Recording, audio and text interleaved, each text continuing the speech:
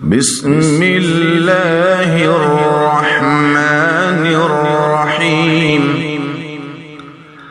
وقرآنا فرقناه لتقرأه على الناس على مكث ونزلناه تنزيلا. السلام علیکم ورحمۃ اللہ وبرکاتہ. بسم اللہ الرحمن الرحیم. فَإِذَا قَرَأْتَ الْقُرْآنَ فَاسْتَعِذْ بِاللَّهِ مِنَ الشَّيْطَانِ الرَّجِيمِ. صدق اللہ العظیم. محترم دوستو،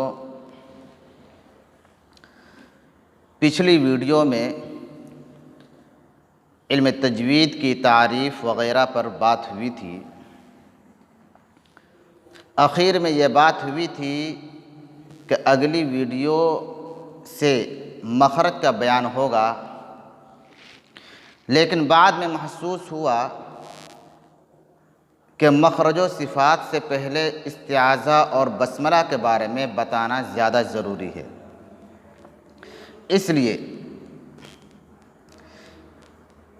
استعاذہ کے بارے میں گفتگو ہوگی. بات شروع کرتے ہیں استعاذہ کے متعلق. استعاذہ جس کے معنی پناہ چاہنا. استعاذہ کے معنی آتے ہیں پناہ چاہنا. اصطلاح میں اعوذ باللہ من الشیطان الرجیم پڑھنے کو کہتے ہیں. اس باب میں مقصد استعاذہ، محل استعاذہ، الفاظ استعاذہ، حکم استعاذہ اور کیفیت استعاذہ ہے. اس ویڈیو میں ان میں سے صرف ایک ہی چیز کو بیان کی جائے گی. جو سب سے پہلی چیز ہے وہ ہے مقصد استعاذہ. مقصد استعاذہ 3 ہیں.